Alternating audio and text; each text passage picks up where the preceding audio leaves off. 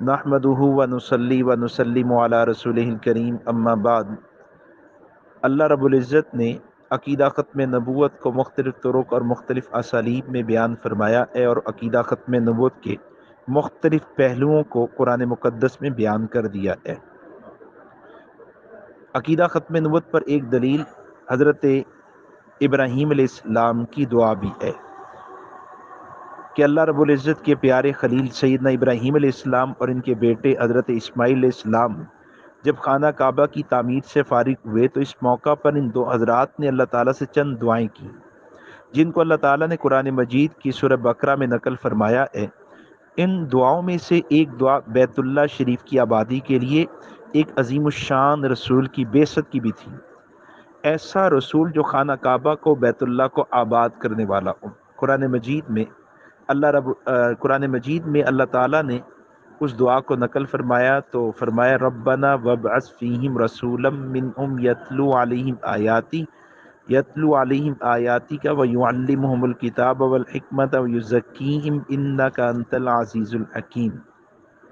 کہ جناب ابراہیم علیہ السلام اللہ سے دعا کرتے ہیں کہ اے ہمارے پروردگار،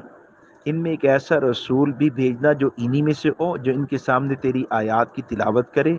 انہیں کتاب اور حکمت کی تعلیم دے اور ان کو پاکیزہ بنائے۔ بے شک تیری اور صرف تیری ہی ذات وہ ہے جس کا اقتدار بھی کامل ہے اور جس کی حکمت بھی کامل ہے۔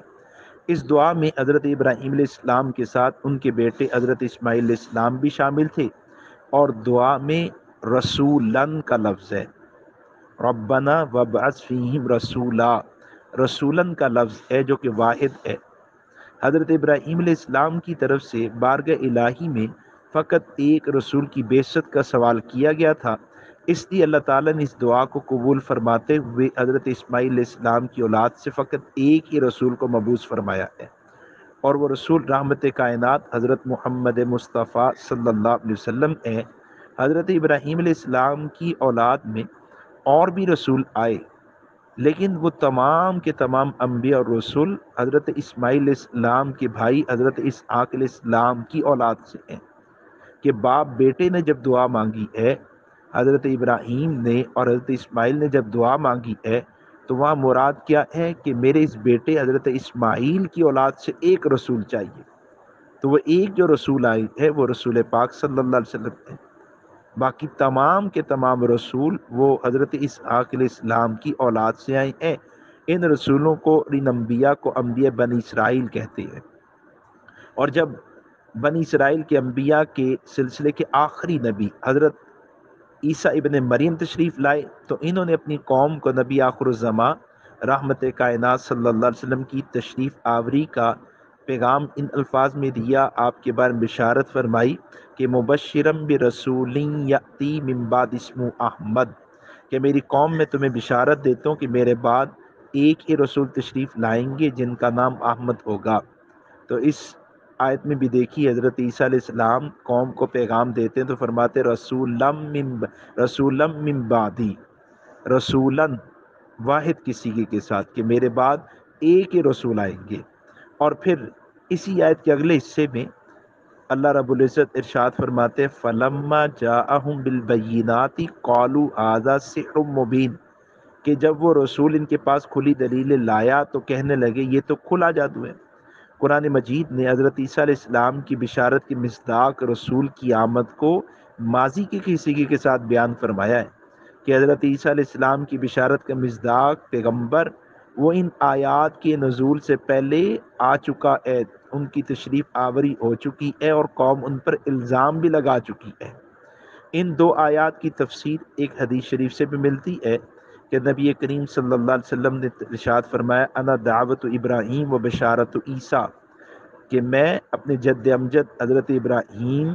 کی دعا کا اثر ہوں، اور جس کی بشارت عیسیٰ علیہ السلام نے دی میں اس کا اثر ہوں۔ میں اپنے جد امجد ابراہیم کی دعا ہوں اور جناب عیسیٰ کی بشارت کا مصداق ہوں۔ تو یہ دو آیتیں، یعنی حضرت ابراہیم علیہ السلام کی دعا والی آیت سورہ بقرہ آیت نمبر 129 ربنا وابعث فیہم رسولا، اور سورہ صف کی آیت نمبر 6 حضرت عیسیٰ علیہ السلام نے جو بشارت دی مبشرم برسول یأتی من بعد اسمہ احمد، یہ دونوں آیتیں بھی رحمت کائنات صلی اللہ علیہ وسلم کی ختم نبوت پر دلیل ہے۔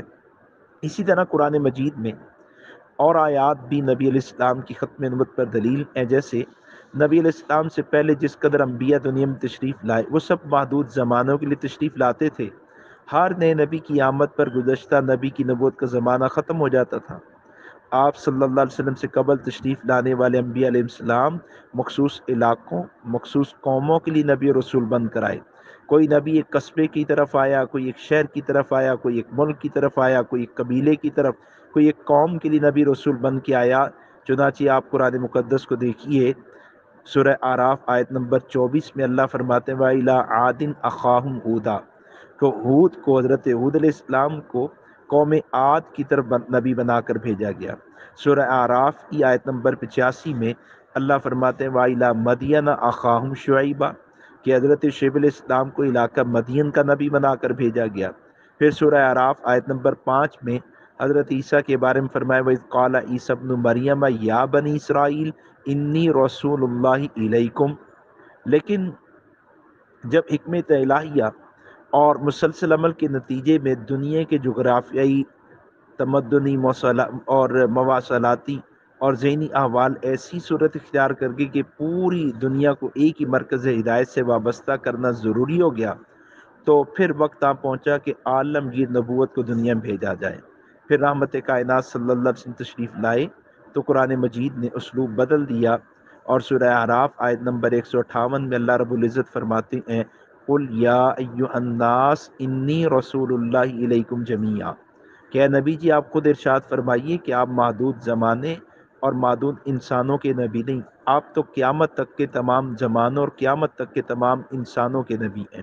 سورہ سبا آیت نمبر 28 میں فرماتے ہیں وَمَا أَرْسَلْنَاكَ إِلَّا كَافَّةً لِلنَّاسِ بَشِيرًا وَنَذِيرًا۔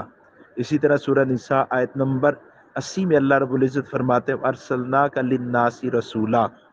پھر آپ سورہ انبیاء آیت نمبر 108 کو دیکھیں، وہاں اللہ رب العزت فرماتے ہیں وَمَا أَرْسَلْنَاكَ إِلَّا رَحْمَةً لِلْعَالَمِينَ۔ ان تمام آیات میں اللہ رب العزت نے ارشاد فرمایا کہ ہم نے آپ کو تمام جہانوں کا، تمام مکانوں کا، تمام زمانوں کا اور تمام انسانوں کا نبی اور رسول بنا کر بھیجا ہے۔ کوئی رنگت، کوئی زبان، کوئی قومیت، کوئی وطن اور کوئی زمانہ آپ کی عالمگیر وسیع الزمان نبوت سے مستثنیٰ نہیں۔ آپ صلی اللہ علیہ وسلم قیامت تک کے انسانوں کی طرف نبی اور رسول بن کر تشریف لائے ہیں۔ خود رحمت کائنات صلی اللہ علیہ وسلم نے ارشاد فرمایا انا رسول من ادرکت حیا ومن یولد بعدی، کہ میں ان لوگوں کا بھی رسول ہوں جن کو اپنی زندگی میں پاؤں اور ان کے لیے بھی جو میرے بعد پیدا ہوں گے۔ جیسے اللہ رب العزت رب